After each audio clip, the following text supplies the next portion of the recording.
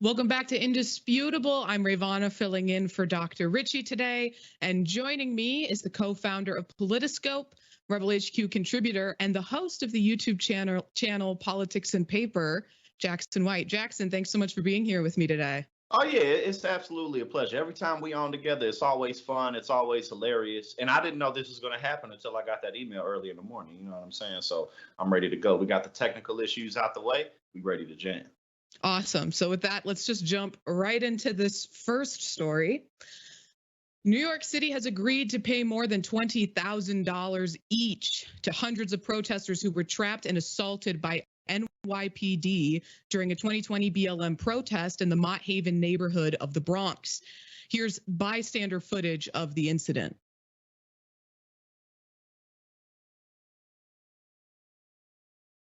Oh my God.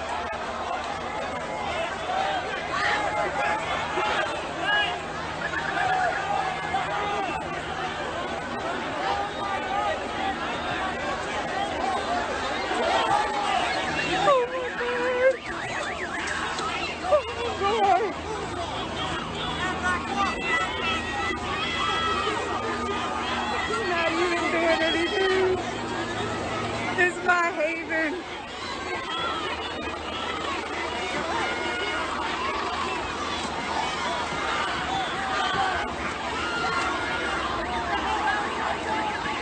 Oh my God. Oh my God.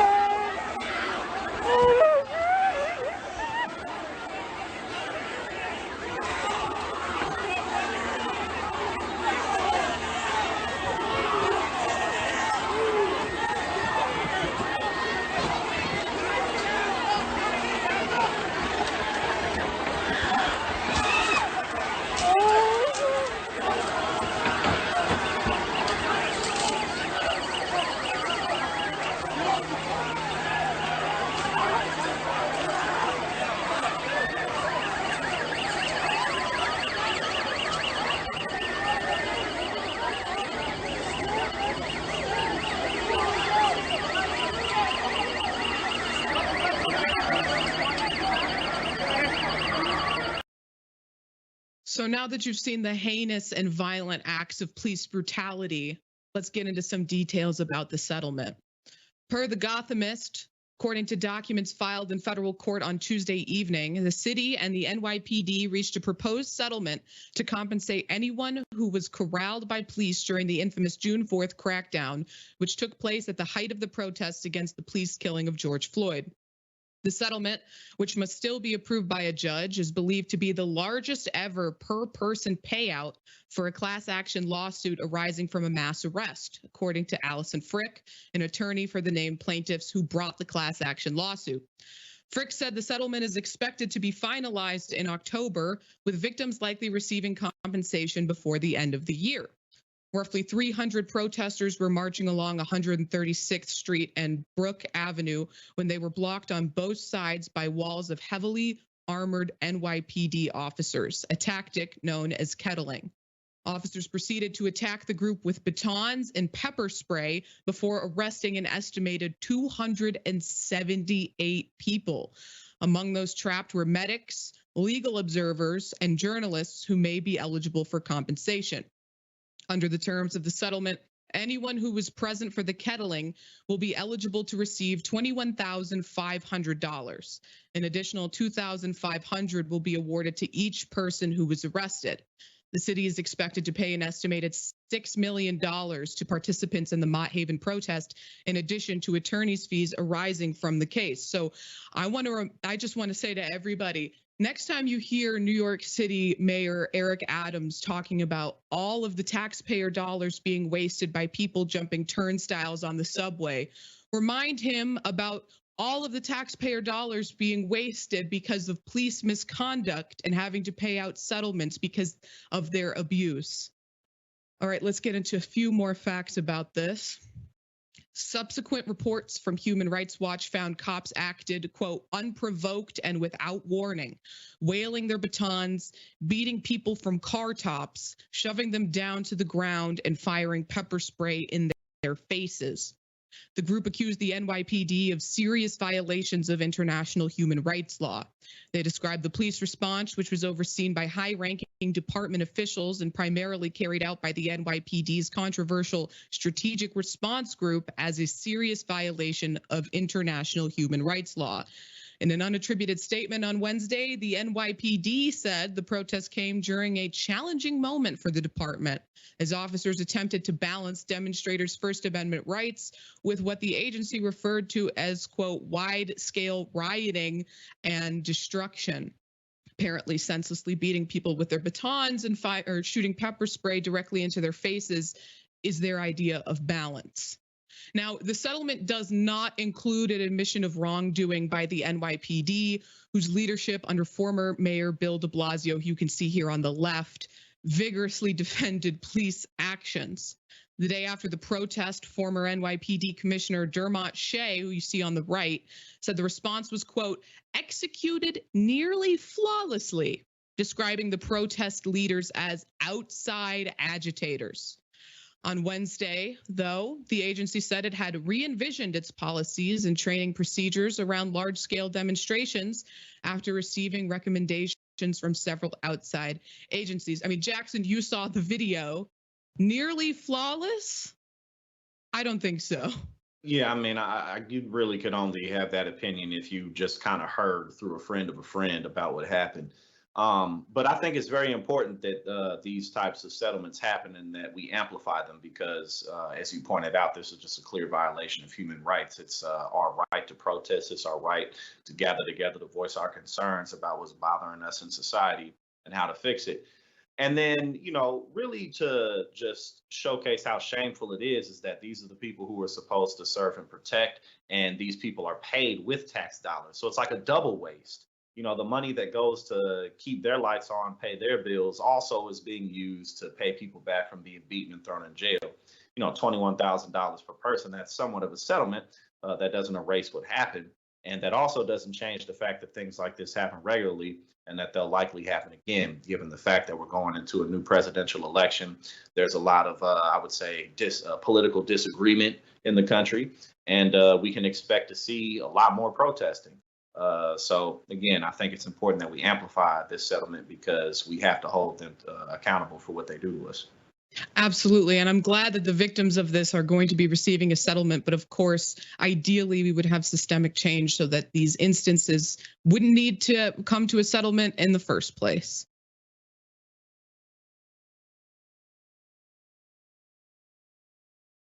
All right, let's move from New York City to someplace right in my backyard, Chicago, and the news with our mayoral election. Lori Lightfoot, the first Black woman and the first openly gay person ever to serve as mayor of Chicago, on Tuesday became a one-term mayor, maybe helped in part by my vote against her. Mayor Lori Lightfoot finished third in Tuesday's election with 16.89% of the vote, behind former Chicago Public Schools CEO Paul Vallas at 33.95% and Cook County Commissioner Brandon Johnson with 20.32%. Vallas and Johnson will face off in the April 4th runoff. Lightfoot will play out her term, which ends in May. Now, and this is a little petty of me, but I'm going to show it to you anyway. Following her defeat, Lori Lightfoot was spotted at a local Walgreens, leaving with a pack of Modelo's. So while her time as Chicago mayor may come to an end, Modelo time is forever. Modelo time is forever. Now, I mentioned that I didn't vote for her, so I want to talk a little bit about why that is and some of the controversies she had when she was the mayor. So Axios Chicago reported that in 2020, Lightfoot's police department clashed with protesters during uprisings after the killing of George Floyd, and Chicagoans watched as looters ransacked Michigan Avenue. The mayor ordered downtown bridges raised in an effort to control the crowds. Lightfoot battled over a contract with Chicago Teachers Union early in her term and presided over an 11-day teachers strike. The mayor and CTU fought over COVID safety protocols, which kept kids out of school for 5 days in early 2022. And now Axios has a bit of a right-wing spin to it, so I want to give some context, particularly to the criticisms of her response to the George Floyd protests in Chicago They mentioned that she raised the bridges downtown. She also issued a mandatory curfew. Now, for anyone familiar with Chicago's Loop, it's only accessible by those bridges and one footbridge. And she gave maybe 30 minutes of warning for the people to leave before they would get arrested for violating the curfew. So essentially, in tandem with the Chicago Police Department, she trapped the protesters there and then allowed the police to corral them and arrest them.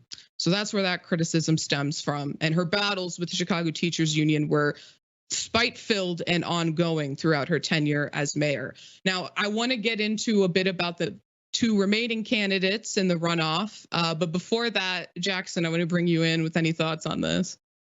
Well, I think that, as a political analyst, and, we both do the same thing, sometimes there's a lot of stories or incidences or people that you only know about because you're forced to read for them for work in some type of capacity. And the reason I say that is because Lori Lightfoot never really drew my attention for much of anything other than being the first Black and first openly gay mayor. Other than those two credentials, her personality, her charisma, or lack thereof, or anything along those lines never really made me pay that much attention to her. And interestingly enough, I read that she started this race with like her approval rating in the mid 20s or something like that. And I mean, that just says a lot. What does she really have going for her to keep her in office? It just seemed that people generally didn't like her across the board, both for her policies and just kind of, again, where was her personality? Where was her charisma? She didn't seem like somebody who was really on the front line of anything. So overall, I say that to say she seems to be somewhat of a forgettable candidate, and that's why she lost. Absolutely. It really was in Chicago a weird coming together of everyone across the political spectrum, from the far left to the far right, to hate Lori Lightfoot. I mean, I'm surprised that she even did as well as she did at this election. But so let's then turn to the two remaining candidates in the upcoming runoff race, because their differences could not be more stark when it comes to the future of policing, as well as the future of education. According to CNN, former Chicago Public Schools CEO Paul Vallis has run an uncharacteristically disciplined campaign singularly focused on this law and order message, decrying the utter breakdown of law and order in Chicago. He wants to add 700 new officers. Vallis also wears his opposition from the teachers union like a badge of honor. Also want to include that it was just a few weeks ago that he said that he's more like a Republican than he is a Democrat. So then let's turn to the very, very different candidate, Brandon Johnson. Brandon Johnson won't commit to filling the 1,700 police vacancies or fully funding the Chicago Police Department's $1.94 billion with a B budget. In fact, he wants to cut at least $150 million from the police budget by reducing the number of supervisors and raising the ratio between bosses and rank and file officers. From CNN, the cornerstone of his anti-violence strategy is the Tax the Rich plan to roll $1 billion in new spending on public schools, transportation, new housing, healthcare, mental health, and job creation. He wants to train and promote 200 new detectives, launch a comprehensive efficiency audit, close CPD's Home and Square facility, erase a racist gang database, and end the 3-year, $33 million ShotSpotter contract. So I voted for Brandon Johnson in the first round of voting this week. I fully support him in the runoff election. I urge everybody in Chicago to vote for Brandon Johnson. Don't get fooled by the Republican. Self-admitted Republican. But I mean, it is, Jackson, interesting that in cities like Chicago, even a Republican has to run as a Democrat because they know they don't stand a snowball's chance in hell running with an R next to their name. Well, I was actually just going to ask you about that because even though, the law and order candidate, obviously that's much more of a conservative approach. But is the political disparity that big in Chicago, even though it's a very democratic city? Are people really that divided in terms of policy approach? Because, Chicago's relatively well known for crime in terms of how it gets talked about in the media, especially by Republicans. So is that really one of the bigger concerns that people have? Because, yeah, crime's bad in Chicago, but crime's bad anywhere where there's poverty. So, so that's basically what I'm asking. Like, is that really people's bigger concerns there? Or what do you think is the vibe of the race? It's an effective messaging, I think. And I think that there is this sort of myth that Chicago is uniquely violent when, if you look at it, by the data, it's not one of the number one cities for gun violence or homicide or violent crime itself. But when you have these local news stations that are constantly showing footage of instances of violent crime and sensationalizing them to people, who don't live in the neighborhoods where violent crime tends to happen. They don't live in these impoverished communities with the lack of resources and poor education. They easily fall victim to it. So it's definitely something that candidates need to address. But I think that Paul Vallas is really underestimating the importance of education in this election, because that is a huge issue for, Chicago voters. And Brandon Johnson has been, very proud of being endorsed by the teachers union, where Paul Vallas is literally bragging that he is hated by the teachers union. When I think there's a lot more votes to be won in that field. And I think that Brandon Johnson still stands a really good chance of winning this runoff because of all of the voters up for grab who voted for Chewy, who is a progressive congressman from Chicago's West Side. Willie Wilson had a strong showing, and even Lori Lightfoot voters. Whereas I think Paul Vallas might have hit his threshold, but we'll just have to see. But yeah, crime definitely does play a role in elections in Chicago. The messaging definitely helped him leading up to this first round of voting. Yeah, because that's kind of what I figure. I mean, I'm from St. Louis, and and a lot of it's per capita and stuff, and it's higher than Chicago. But again, violence and stuff is pretty much the same anywhere you go where there's poverty, in terms of the type of conditions. But that's pretty hilarious that Vallas is bragging about being disliked by some of the most essential people in society. You know what I'm saying? Bro, just run as a Republican. It's okay. Right. But yeah, no, this is definitely interesting though. But when I first saw the news about Lori Lightfoot being the first mayor to lose re-election in 40 years, I mean, even without knowing a whole lot about her track record before I looked up to it, I mean, I was it's clear. People didn't like you. I mean, what else is there to say? If people liked you, that wouldn't have happened. Yeah, absolutely. Well, goodbye, Lori, and I'll urge, everyone who lives in Chicago, please go vote for Brandon Johnson in April. Early vote by mail, go on the day of voting, whatever you can do, vote for Brandon Johnson to keep a Republican out of our mayor's office. With that, we have to go to a break, but stick around because there's more Indisputable after this.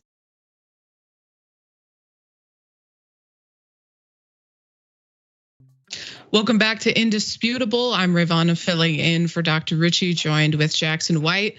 Let's take a look at what some of you are saying in our comment section. All right, from TYT members, Mickey C. the Silver-Haired Dragon says, the two other candidates are on opposite ends of the spectrum. Vallas is so much right-wing. Johnson sounds like a human being on the left. And that is a perfect summary of what's going on here in Chicago. And then on YouTube, Tyler Hackner says, love to see y'all holding it down for Dr. Richey. Thank you for always speaking the truth. And thank you, Tyler, for being a member with TYT. All right, men, women, NBs. I wish a Karen would. You want to call the police on them for having a barbecue on a Sunday. I feel free! Back off! I'm going to tell them there's an African-American man threatening my life. Richey, you didn't deliver food like that. It's water. Look at it.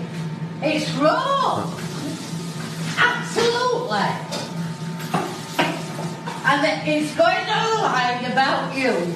Because you don't go that age. Yeah, that is raw and it's water. Listen. Water. You don't live here. I'm calling the police on you.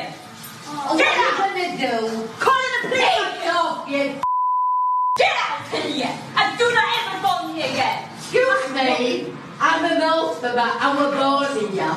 You came over on the boat. We got a UK Karen today. According to the Instagram account Fighting Asian Hate, this UK Karen was complaining about an order she received, saying it was raw and watery before throwing the order and its packaging at the worker. And I can't imagine a group of people less well positioned to complain about the way food is prepared than the British. Now, the situation escalated further when the Karen called the worker an anti-Asian slur, which we bleeped out for obvious reasons. reasons, and then went on to rant about how she was born in the country and the worker came over in a boat. I mean, the audacity of these Karens. Every time I see these stories or I cover them with Dr. Richey, I'm just shocked at the ability of people to be so wrong and so confident that they're right. Jackson, what do you think? Well, the UK Karen should be quite more used to Asians than we are over here in the States, as Britain and Asia have been commingling for quite some time, quite a bit longer than they have over here. So, there's that. But also, these are tricky situations because it's kind of unacceptable for anybody to put their hands on a little old lady. So, like, really all you can do is call the police and just kind of take whatever abuse she's giving you, because it's like you can't get out of here. You can't just take her and throw her out. At least if she was a younger woman, you could have a woman go do that or something. But this is just a tricky situation to be in, But yeah, like I said, well, like you said, I can't think of a single popular British dish. You know what I mean? Not that they don't exist, other than tea and biscuits and stuff like that. I really don't know what to name. But yeah, no, the Brits, they should be quite used to Chinese people, Asian people, Vietnamese people, all of that, considering how they ran around the world doing what they did.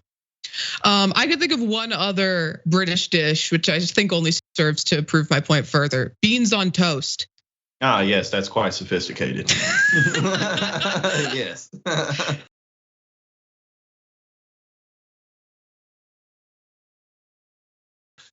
All right, let's move into this next story, and it is horrible, just truly disgusting.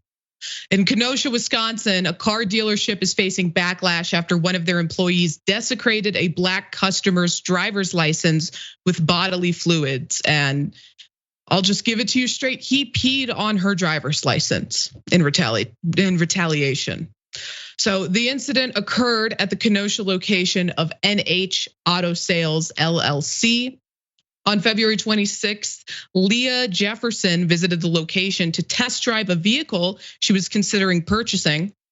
Jefferson said she handed car salesman Brian Slavin her license so that she could test drive the vehicle. Following the test drive and negotiations, Jefferson chose not to purchase the car and left the dealership to head back to her home in Milwaukee, over an hour away.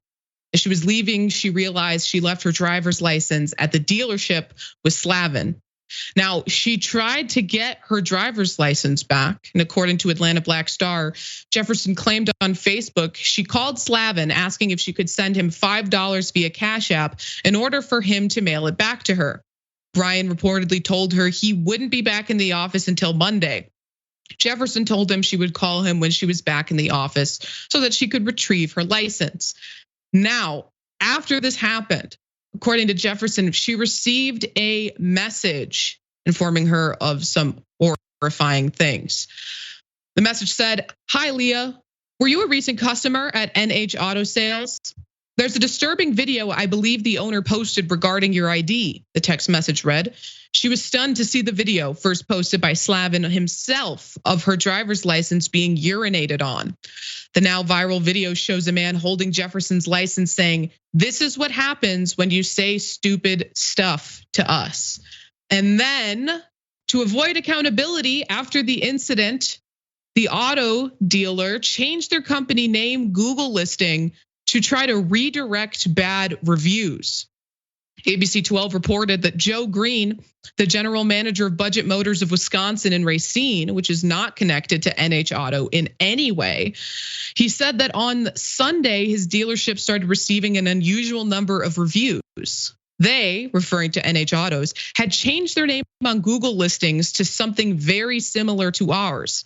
People were trying to find them and give them a bad review. Unfortunately, we came up and we started getting bad reviews. So in order to avoid liability or any sort of accountability, they tried to fool the public by changing their name to something similar so that they would get tricked and give bad reviews to another dealership. Now, the Kenosha Police Department has responded to this incident in a post on their Facebook page, and they said that they are investigating it. Now, from their post, KPD is also aware that this video has been viewed a lot. We are aware of the threats being made to the immature culprits and their business. While we can understand that viewing this video causes emotional reactions, we cannot and will not tolerate any acts of violence towards those responsible or associated with the business, despite the fact that they just downplayed the severity of what happened by referring to the individual responsible as just immature. Now, Jefferson, the woman who had her license desecrated, said that she's received a lot of support online since sharing her experience. On February 27th, Jefferson wrote on social media that Budget Motors of Wisconsin has offered to gift her a free car, and another local car detailing business offered her free detail service. Now, I want to remind you that Budget Motors is not the auto dealership that Slavin worked at. It's not the dealership that she went to test drive the car. It's the dealership that its name was similar to what NH Auto Sales changed their name to, that was receiving unwarranted hate. Now, they've stepped up and they've done a decent thing by giving this woman a free vehicle. NH Auto Sales has taken no responsibility and no accountability, despite the fact that their own employee posted to his own Snapchat not just a video of him urinating on her ID, but a video that contained a complete clear image of her ID and all of her identifying information on it. I mean, this is ridiculous. I mean, I'm glad that she's receiving the support, but I'm mortified that this dealership is doing nothing about it, seemingly. Jackson. Well, first, it's like you got to put yourself in this guy's mind, and it's like, at what point did this make sense? At what point was this the thing to do? Let's say you didn't get caught up. Let's say no one ever saw it. Well, first and foremost, you had to put it online because people had to see you doing it. This is what happens when you call and want your license back. Don't be wanting your license back, because no one needs those things. We don't need identification to do anything as adults in this country. And then the other thing you got to think, it's like, obviously, the NH Auto Sales, they handled this absolutely horribly. But like, as whoever manager, owner, whatever it is, the person in charge, like, what's going through your head when you discover that one of your employees has done this? Like, how do you even have that conversation? It's just, this whole thing is ridiculous. But, there's a lot of people out here who really aren't well, and they'll show it through little incidences like this. Things like this often go unseen, or maybe they're not at work doing it. But I don't think a mentally stable or healthy person would do something like this. If someone called and wanted their credit card back or their license back or whatever it is, be like, oh, okay, sure, I'll get it back to you. But, you're that mad that you have to do your job, apparently. Yeah, truly disgusting. And it seems like he was aggrieved that she didn't buy the car she went to see. But as a used car salesman, you have to see that like 50 times a day. Not everyone who comes in and test drives a car is going to buy it. So, hopefully he's fired. I will say, when I first read the story earlier this week, I went to try to find information about NH Auto Sales, and I actually encountered the same problem, that I couldn't find them anymore when I was Googling them, and I couldn't find their Facebook page anymore because they had changed the name. So they're clearly trying to avoid accountability. Hopefully this police investigation helps circumvent that so that it can actually be held responsible for what they've done. With that said, we have to go to another break, but stick around because we'll be back with more stories after this.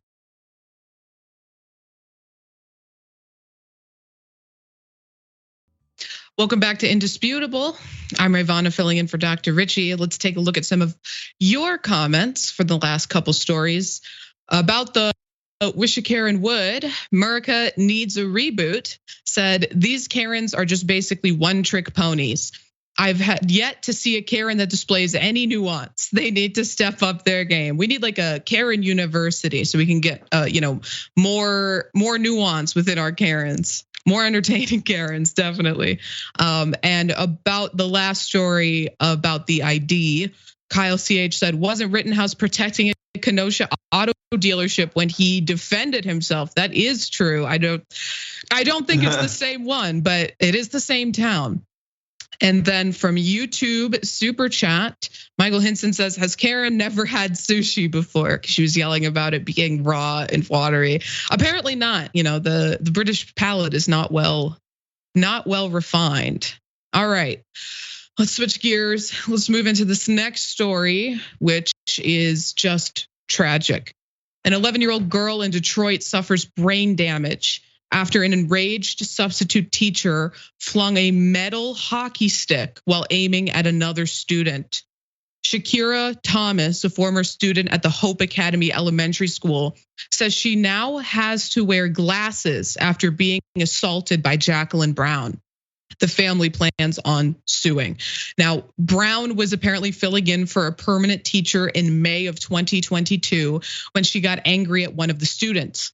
In a rage, she picked up a metal hockey stick and hurled it at the child. It missed the intended target and hit Thomas, who was an innocent bystander. The student described the incident to Fox 2 Detroit News, saying, "She was yelling and doing some cussing. The next thing I know, I feel something hard on the side of my head." Now, the school has responded after the incident. Not well. Let's take a look at how they handled the situation. From Atlanta Black Star, the young girl did not immediately receive medical attention after sustaining the injury. Instead, her lawyer says the school administration lost track of the girl. Her mother, when coming up to the school to bring the girl home, had to press school workers to locate her. When they did, the attorney says they found the girl wandering the hallways in a daze. Eventually, Thomas was taken to the hospital where she was treated for the gash in her head.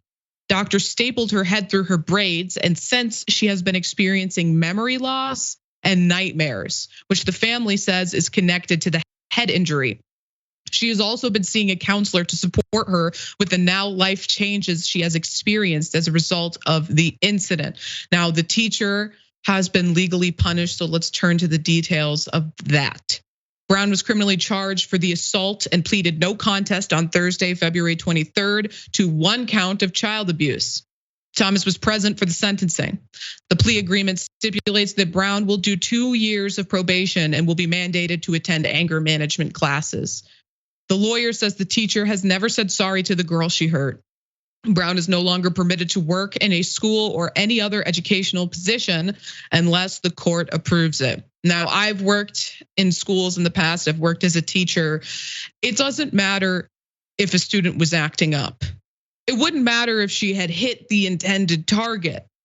You, as the adult responsible for the care of these children, have to keep your emotions in check. It's absurd, and things like this absolutely should never happen. These people are entrusted to take care of these children. That's their responsibility. They can't let their emotions get the best of them. Jackson. Well, I mean, like you pointed out, like there's no argument that this substitute could have used to justify what she did. You know, if she would have hit the intended student, then the same thing maybe could have happened, maybe even worse. Who knows? And then the fact that the little girl was walking around the school dazed by herself, not knowing what was going on. Not only did she get hit, but then the teacher just kind of ignored it and let things go on about their way. Does someone like this not have violence in their past? I don't know. But, I would think that, someone who has some type of stability wouldn't do something like this. I mean, you just wouldn't. Not only are there kids, but you're at work. It's not like you're like defending your son or your daughter from a violent mob of kids who are attacking them. And no turn was this acceptable. But I mean, this really is just disgusting. It's sick. And the school, how they handled it wasn't appropriate. But unfortunately, there are people who are in school systems who do things like this. So.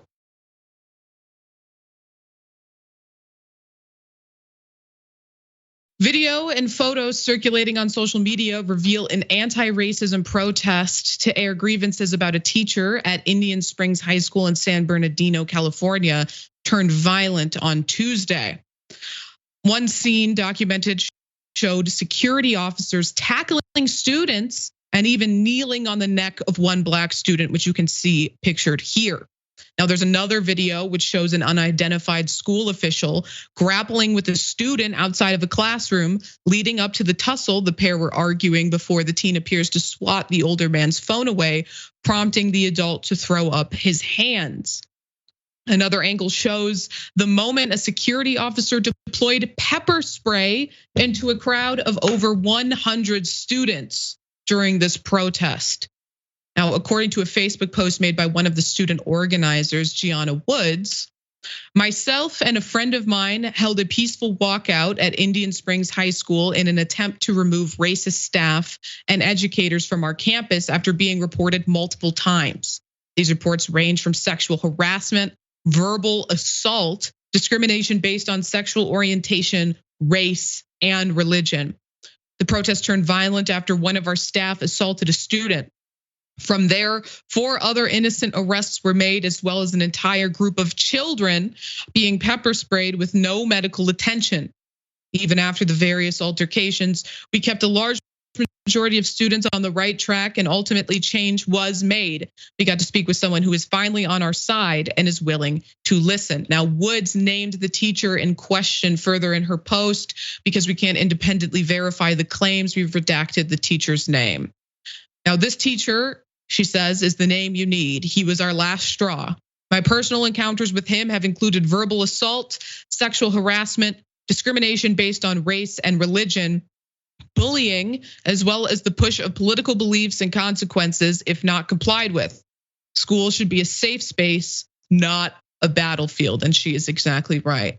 Now, she also included in her post numerous photos and videos from Tuesday's walkout, saying they serve as proof of the peaceful nature of the protest before things became violent. Now, the school district has issued their side of the story. According to KCAL News, according to the San Bernardino Unified School District, students began their protest at about 11 a.m. They were trying to air their grievances about the specific teacher when the demonstration grew into a large, unruly crowd after a group tried to enter a classroom to disrupt lessons. School officials said that staff intervened and tried to disperse the crowd when the campus security started using pepper spray on students. No injuries were reported, but 2 students were examined by the nurse. Some students were detained and will face discipline. However, it is unsure if they are facing criminal charges. The district said they are investigating claims made against a specific teacher that was the cause of the protest. First, I want to say those students absolutely should not be facing charges. These are children, these are minors, and the last thing on earth that we need is more kids locked up in our prison system, or even with a criminal record that's going to impair their ability, to be successful moving forward. We'll also say that these students were demonstrating their free speech rights. They had the right to gather, they had the right to protest. And, if things did become rowdy, the school could have handled it much better than dispersing pepper spray into a group in an enclosed area of 100 students, even though they only say there was no injuries reported. I mean, the trauma of being attacked by police officers in their own school where they're meant to feel safe is going to stick with them. Jackson. Well, look at how alive and well all the isms are in this country. Meanwhile, we're trying to ban books that talk a little bit about diversity or talk about our history whatsoever, while we're trying to, ban critical race theory all over the place. But it's just really crazy to think about how these really are just human traits that we have to deal with that we haven't dealt with properly. Racism, classism is still alive and well in this country. And it doesn't matter if it's adults protesting or a bunch of kids protesting. I mean, we were talking about before the show started about how the 2024 primary Republican elections pretty much already handed to Donald Trump, while liberal pundits and conservative pundits act like the Republican Party is ready to move away from these kinds of things. Where? What are you talking about? Since when? But this is the country that we live in, and these issues are still very real, and we have to deal with them properly. So it's just unfortunate to see. Absolutely. I'm glad that the students claim that they've met with someone who's going to hear them out. But especially the type of police response to protesting is so systemic that we're even seeing it in protests within these schools. So you're right. It really is, a massive issue that needs to be addressed at a national level. All right. With that said, got to go to another break, but stick around and I'll be reading some of your comments after this.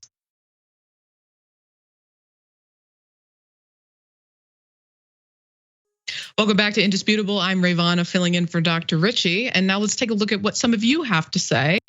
In reference to the story about the students being maced during the protest, TYT member Mickey C, the silver-haired dragon, says, the cop kneeled on the child's neck.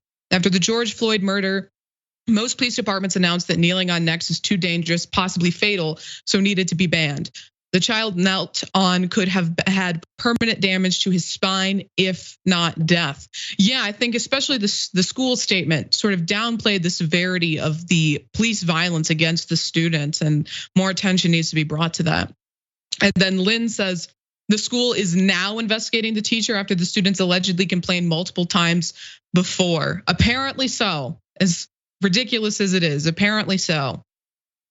From YouTube, Shiva says these monsters need accountability and punishment, referring to the police officers and the teachers. I couldn't agree more. Hopefully it comes, although the police seemed in the school seemed more concerned about the accountability for the students, which is just absurd. And then from Twitch about the student who had brain damage because the teacher threw a hockey stick at them. Neon Death says, I haven't applied to be available as a sub locally because I'm trans and live in a rural area, yet people like this who are subbing are the people subbing for our teachers. Absolutely insane. This woman should be nowhere near a school. Shouldn't have in the first place. Dimash said, had a gash in her head and the teachers didn't even send her to the nurse. Shows intent to cover it up. At the very least, it shows a complete indifference to the well-being of the student. But I'd be more inclined to agree with you that it seems like there was an attempt to cover this up and they didn't even inform the mom from the jump about what had happened. And then Hiffen 8 says, in reference to the school protest, seems campus security can't stop rape or hate crimes, but can stop a protest against racism. Yeah, really shows where their priorities are there. All right, let's move forward to this next story, which could be a little bit of good news. Solicitor General Elizabeth Prelogar, the government's top Supreme Court lawyer, may have saved President Joe Biden's $400 billion student loan forgiveness plan. Her, quote, preparation, poise, and power being so impressive, some members of SCOTUS changed their minds after oral arguments. Let's turn to this reporting from CNBC News. In contrast, the attorneys for plaintiffs opposed to the program were less than stellar.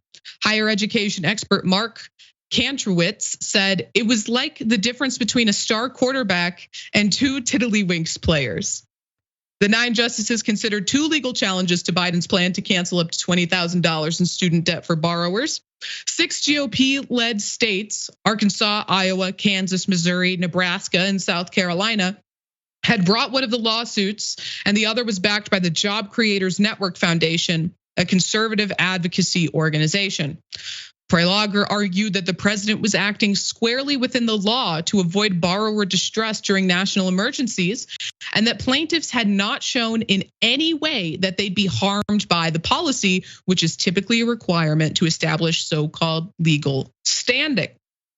I'll also just add here, in my opinion, Biden could have avoided one of the lawsuits on the basis of standing entirely if he had just erased all of student loan debt, because her argument, her contention is that she's harmed because her student loan debt wasn't forgiven. He didn't do that. I wish he would have, but I'm glad that these lawyers are making convincing arguments for student loan borrowers. Now, the Biden administration cited the HEROES Act of 2003 as its legal justification.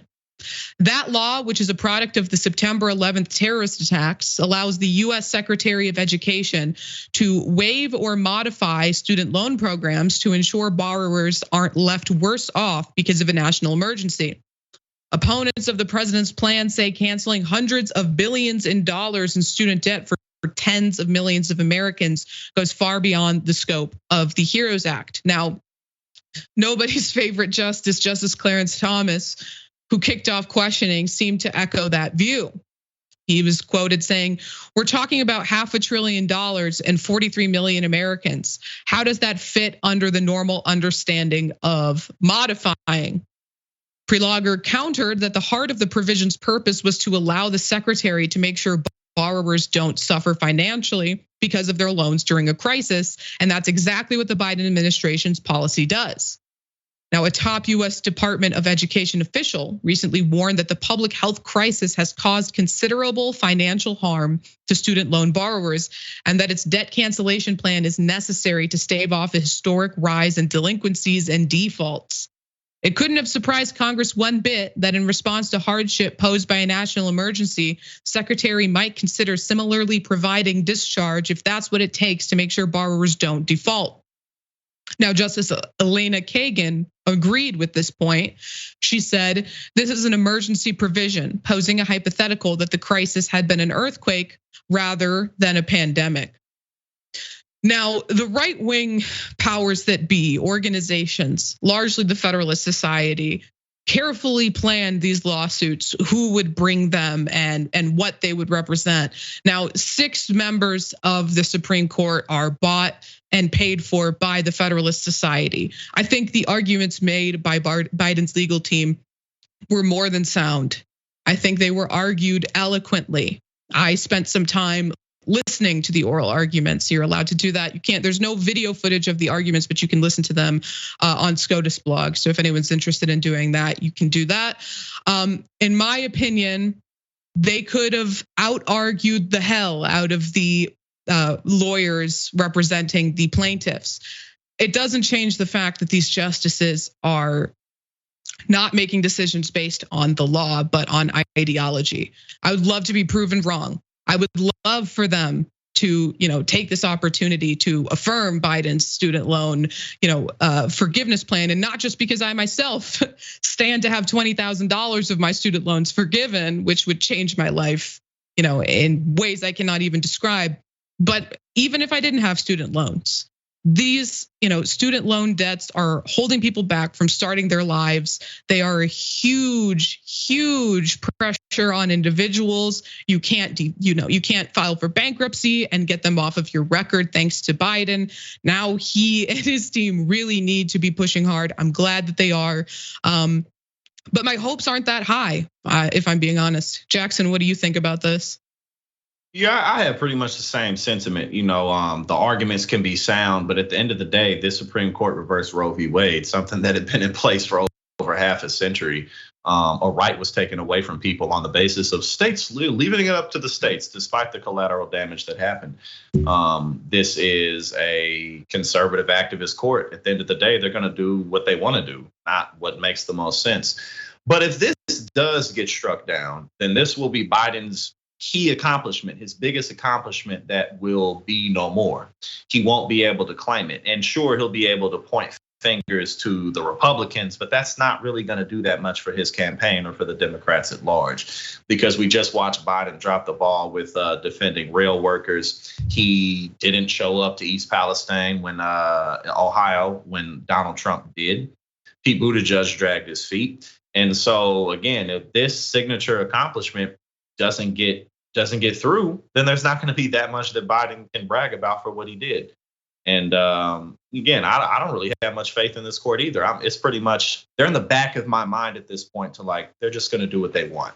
I've kind of removed my emotional connection to what these federal judges are going to do, because as you pointed out, they're there as a matter of corporate career. They're not there to do the right thing. Absolutely. And I'll just say that I think it's really ridiculous that both of these lawsuits are being brought forward about student debt forgiveness. Where were they when PPP loans were being forgiven? But I can say that the plaintiff who is suing because her student loans weren't forgiven, I know where she was when PPP loans were being forgiven. She was getting thousands of dollars in her PPP loan forgiven. So when that was happening, no problem with loan forgiveness. But now that other people are benefiting from it and she isn't, now we're going to bring this case all the way to the Supreme Court. Absolutely ridiculous.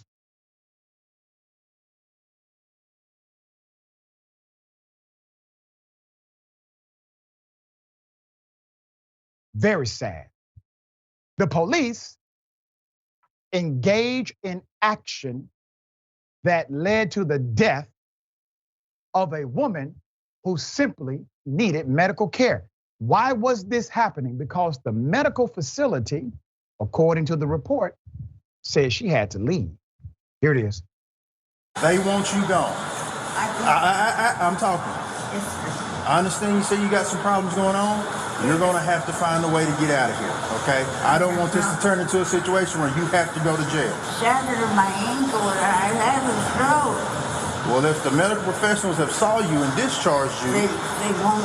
I got nothing to do with that then, but you got to get going. I can't even get down a minute. So you're saying that you're going to go to jail. Well, what's going to happen is you're going to have to roll this off the property. It's the hospital's wheelchair. Well, you're going to have to get up and figure out a way to get going. I can't. Please don't do me this way. I don't want to go to jail. Get up and... I have to warn you now, the rest of this video is going to become extremely disturbing. Very, very hard to watch. But it is required. Here it is. Oh no! I need you to step up. I Okay? can't. Yeah, you have to. Pull me back. You're gonna have to get up there because we're gonna have to physically put you up there if not. Oh my God! I can't. You're gonna break me. Yes, ma'am. You're gonna have to get in My there. ankle. You've been medically cleared, ma'am. This is not gonna work. So we need you to help My us. ankle. I'm gonna pass out. No, stop. Okay, it's not working. Okay, just stop. Get in the daggone. Okay. Oh my. Jesus, Lord, Mary, goats. Now you're starting to piss me off. Get up. This is the Lord's, listen to me. This is the Lord's day. All I want to do is give me some coffee and some oatmeal. I'm not going to deal with your mess this morning. We've already spent too much time on you. You're going to get up here in this van and you're going to go to jail. We're done with this. We're going to get in there and pass out. We'll be done with it. Because this is all an act. You're not going back in the hospital. We're not taking you back. You've been kicked out of 2 hospitals. What do you need your purse for? It's not in there. We've already went no through it. inhaler in your purse. And when you know what's about to happen? You're about to get some more charges. That's what's about to happen. Not going to die. My problem with me is that I know it's all an act. Oh, well, we all know that. This is your inhaler. The medicine is missing. Get a stretcher. Yeah. Why we need a stretcher? I can't breathe. Do not have an inhaler. Hey, it's not one of the suitcases. Right there. Please hurry. Uniform's all nasty from her. You want a cigarette? No. I was kind of thinking just leave her on the sidewalk and I'll white blanket over and everybody can go about their day. She's already got a warrant on her now. You're about to get an extra charge for disorderly conduct. You're about to get anything I can think of. Leave the sidewalk. I'm gonna Yeah, you're about to get anything I can think of. You guys are gonna let me die. Please help me out. Sir, please. You're gonna kill me. Please. I beg you. Stand up. Walk. We know you can walk. Now stop. Come on, man. Okay. No, Stop up. You can set yourself up. These cowards. Here's when she died. They're gonna kill me. I can't breathe. What's that? Let me up. You pulled yourself to... Let me up. Oh my God. Scoot back towards me. You peed in my car? I'm sorry, I ain't doing Okay. You guys You're fine back there. Stop it. take me to the I ain't hospital. dealing with you today. You're fine. Just lift yourself up. I can't.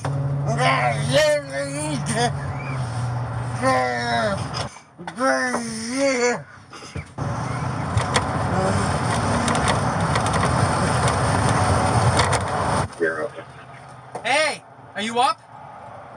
I don't know. She's not responding back here now. Can you start me a 47 here emergency, please? Hey, come on, sit up. Sit up. 20 to 41, is it your prisoner that's unconscious or the driver of the car you stopped? My prisoner. My prisoner. Sit up. Yeah, sorry. I don't know if she's faking it or what, but she's not answering me. Wake up. Hey, wake up. She was never faking it. Put up the picture of this woman who should be alive, but is dead. Newly released body cam footage shows Knoxville, Tennessee police completely dismiss and ridicule elderly woman. She told them her medical condition. She told them she was in pain and felt like she was going to die. And she did.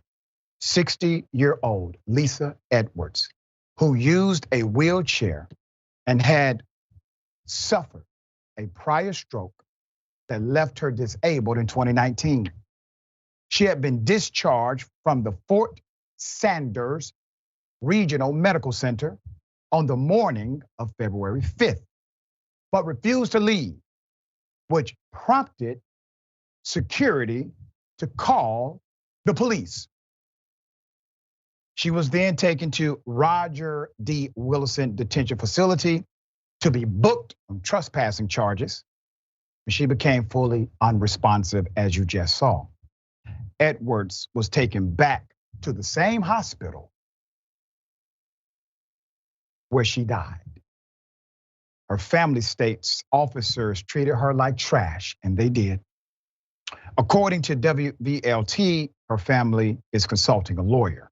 Let's put up the chief of police, guy in charge. Chief, got a question to ask you. Would you be okay with someone treating your mother that way? Maybe your grandmother. How about your wife or your sister or your child or you? Your men treated her this way, yours. Now, I'm not the police, don't want to be. But I promise you, if I were, those under my command would fear me. There's no way this is justified. This woman begged for her life. She was tortured by your men. His name is Paul Noel, and let's put him up for mass. Police officials said the involved employees are Sergeant Brandon Wardlow, Officer Adam Barnett, Officer Timothy DeStasio, and Transportation Officer Danny Dugan. Now, one of them provided any leadership to say, guys, wait a minute. Let me try to keep everyone out of trouble here and make sure we follow protocol, because she has said the magic word: I need help. I can't breathe. They are now on paid administrative leave, as an ongoing internal investigation will determine whether the officers violated police policy. Whether they violated police policy.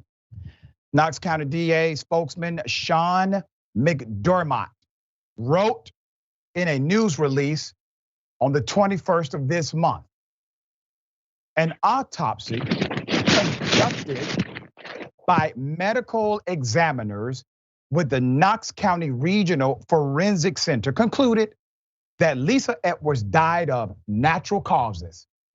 You heard me. The DA, being a coward, is standing behind this document, which is obviously misleading, in my opinion, from the Regional Forensic Center, saying that, well, this was just natural causes due to a stroke and a cardiovascular disease, and that no time, this is in the report, it says, no time did law enforcement interaction cause or contribute to Miss Edwards' death. That's what the DA said. What? You have become a defense attorney? You're a prosecutor. You are elected by the people to investigate and prosecute crime. You have now become the defense attorney for individuals who killed a whole human being. Their actions led to the death of that woman. It is clear for everyone to see. I don't give a damn what a sheet of paper says from the forensics lab.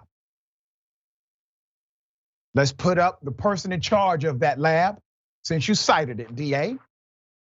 Knox County Regional Forensic Center Chief Medical Examiner, Darinka Melisnik Polshin. She's in charge of that facility. The DA's office said in their statement that Edwards had flown to Knoxville on the 4th of February. During the flight, she experienced abdominal pain and was taken to Blount Memorial Hospital when she landed. After she was discharged, she sought additional treatment at Fort Sanders Regional Medical Center.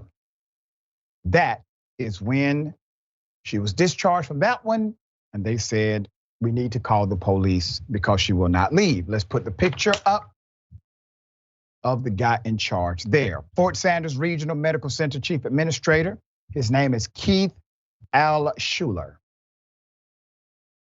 The Knox County DA General, Sharm P. Allen.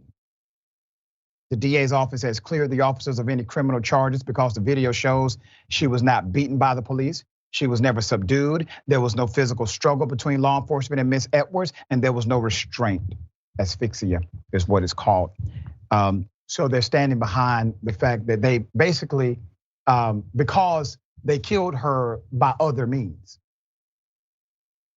there is going to be no charge. There will not be a criminal penalty because them being criminally negligent that leads to the death of a human being, not a big deal.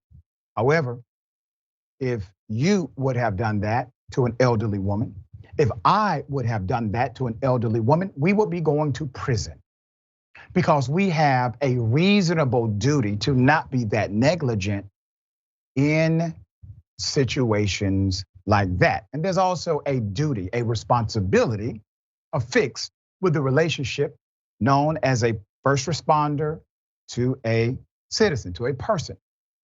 They decided to violate all known protocol, and those violations led to the death of a human being. The family obviously is outraged, so am I. This woman should be alive today. This woman was suffering. She was suffering. Not one person had enough compassion or heart to simply take the time to see her. And let's talk about the hospital. While the hospital represents a microcosm of the dynamic of healthcare in this country, the macrocosm is this: not one hospital should have turned her away. What was it about? Why did she get turned away? She was obviously in pain. Her ankle was busted. She could barely breathe. Who would turn her away? Was it related to money? I got questions. Because this woman should be alive today. Jeff, thoughts here? It saddens me that one of the last things she heard before she died was, "It's the Lord's day. I just want oatmeal and coffee." The convenience of this man's life and maybe her ailments inconveniencing him is what led to, as you said, criminal negligence. Whoever put that rule in the books likely lives in neighborhoods where they don't even have to deal with or contend with police unless it's for an emergency or it's on demand. And the fact that this woman couldn't even get help from these officers should let us know all we need to know. But I do have a question though. What was the worst that was going to happen if they readmitted her to that hospital or gave her the additional assistance that she needed, not wanted, she requested for and needed? What was the worst that was going to happen? She get like what, an additional day in the hospital? I don't understand why everybody was so inconvenienced by someone in need at that time. Right, she goes back to the same hospital that created the circumstance initially. She goes back there after she's unresponsive in the police car, begging them, please take me back to the hospital. I need care. All right, we're gonna follow this story because right now, nothing to see here is what the police are saying. We shall see later this week. Why are you blocking me in? Let me get out of here. Call security. Why are you blocking me in? Call security. Why are you blocking me in? You're not gonna call security, I am. Go ahead, because you're blocking me in. This is her. You're gonna go all over TikTok, lady. Let me out of here. Let me out of here. Can you just get out of the way? If you get out of the way, I can leave.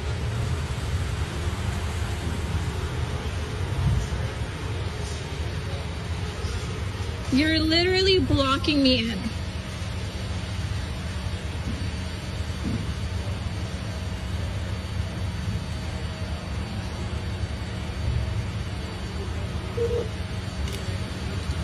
I have video evidence of you holding me, keeping me in.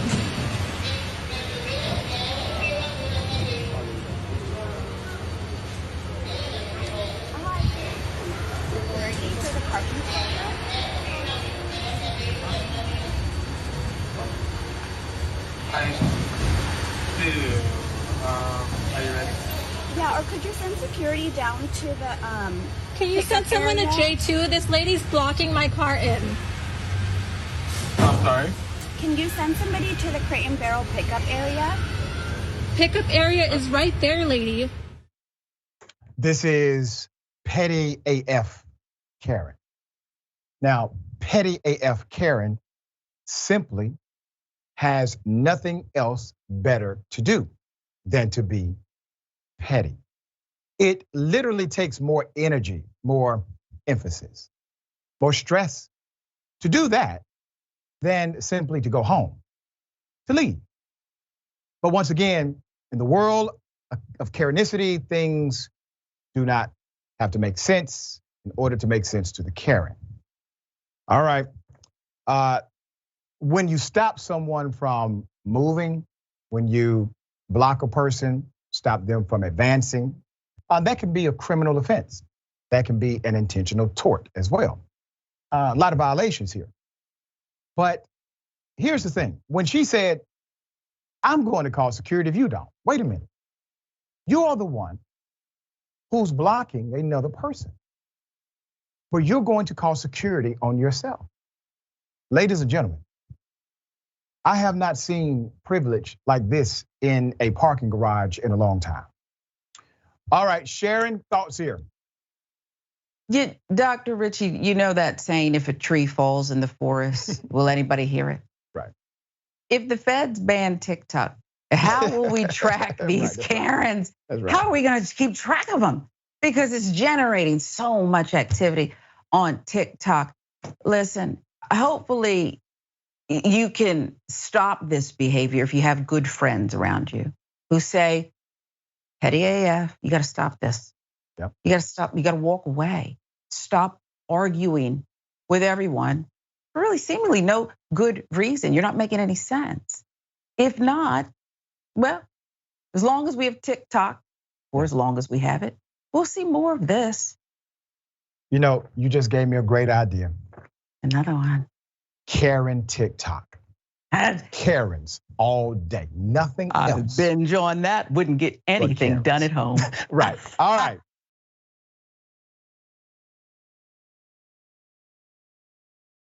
Let's get into this next story. Two guys take on real estate on TikTok, posted a skit showing landlords how to advocate for getting their tenants to pay them a tip on top of their monthly rent. Let's watch. All right, thanks for paying your rent this month. Go ahead and sign here. It's just gonna ask you a couple of questions. A tip? I'm not tipping my landlord. So you'll tip a barista who pours overpriced coffee into a cup, but not the guy who's on call 24/7 to make sure you have a safe home. I'm not tipping you. This isn't a restaurant. Okay, so you'll tip an extra 25% for somebody to carry you a basket of chicken wings, but you won't tip someone who responds for after-hours emergency calls? Yep. Well, I guess when it's time for your lease renewal, I'm gonna make sure gratuity is included in your rent. It's a little tip I learned from two guys take on real estate.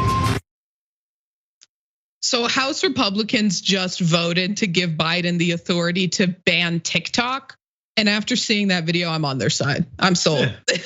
Any platform where this exists should not be available to the public. I mean, it's just awful. Jackson, I'll just let you jump in here. I mean, just everything about that was ridiculous. I mean, first and foremost, he has this pompous attitude like he's the richest man in the world, and he ain't.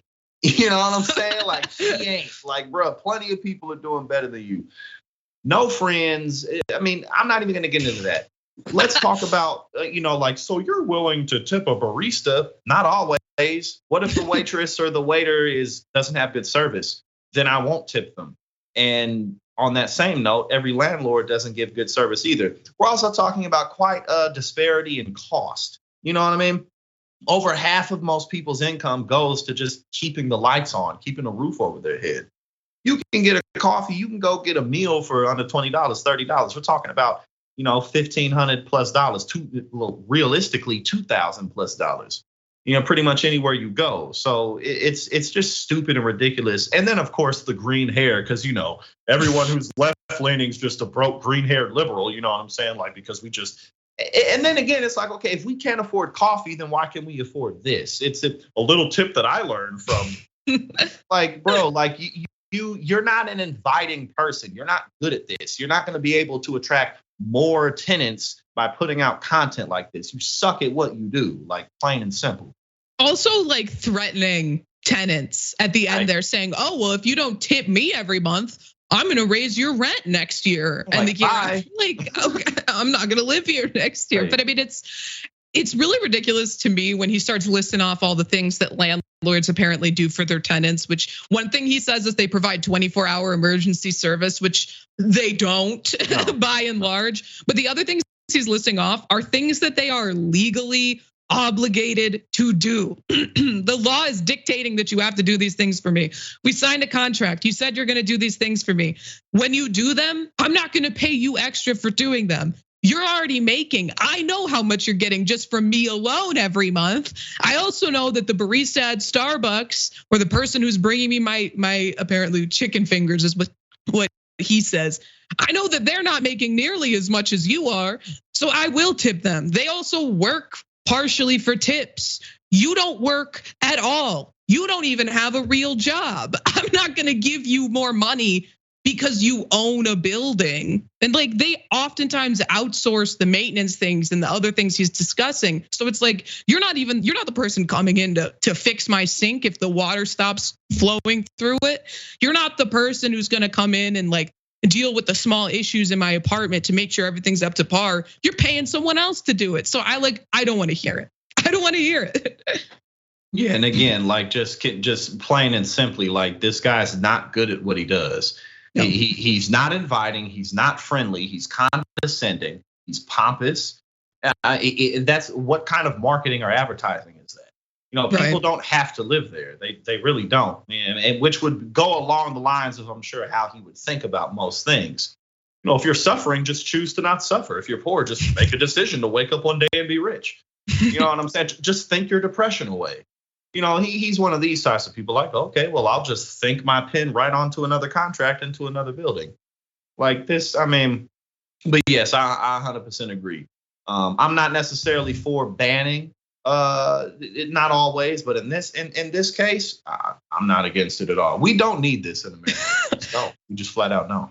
And it's like shocking that this guy is not even the worst landlord I've seen on TikTok. There's landlords that record themselves evicting tenants and then they post it for content. And so often you can see that the landlord is clearly the person in the wrong, because they'll go in, there'll be something wrong with the apartment and the tenant will be like, I told you, I'm not paying my rent until you fix this problem. I saw one TikTok of a landlord whose tenant was like he hasn't fixed our oven for the past like 6 months. So I've been holding in a separate account the money every month for the rent, which he will get when he fixes it. And he just evicts them. And then he's insulting them to their faces and then calls the cops to kick them out. I mean, it's just so gross to me that there's even an audience for this. Like, who is like sitting around like, oh, I can't wait to see a landlord evict some poor person on TikTok today. Republicans are doing that. That's the type of people who take in that content, because as long as it's happening to liberals and not them, then it's funny. So, you know. Yeah. Republicans and then probably other landlords, which, you know, the chart of that might be a complete circle. Yeah. Republicans and landlords, but they all come full circle at some point. Yeah. It's just like, I don't know. It just disappoints me like that this content's being made. I'm glad he's getting roasted, because you shouldn't feel comfortable posting stuff like that. In my opinion, you shouldn't be like, oh, this is a great video. I'm sure everyone will like it. Let me upload this to the internet. Well, a lot of people like that too. Like they kind of get off on being provocative, you know, like they kind of like, oh, everyone's hating on me. Oh, that must mean I'm so great because everyone doesn't like me. Like one of those types of people who like get off on people disliking them. So, you know, it'll get them where it gets them and no further. Yep. All right. Well, Jackson, thank you so much for joining me today to break down these stories. Why don't you let the people know where they can find you? I am no longer on Twitter, so you can catch me on my YouTube channel at youtube.com/@politicsandpaper. I'm doing live streams, and coming soon I'll be having guests and doing a whole lot of more in-depth podcasts. But youtube.com/@politicsandpaper. It was a pleasure to be here with you, Rayyvana. Like I said, I didn't know it was going to be like that, but it's always a good time when we link up. Yeah, it was a last minute fill-in for me. So I was happy when I saw your name on the rundown today. Oh, yeah. All right, everybody, but that's all the time we have. Thank you so much for watching Indisputable. Again, I'm Rayyvana, filling in for Dr. Richey. That's Jackson White. Check out both of our videos on Rebel HQ, on Facebook, and on YouTube. All right, bye, everybody.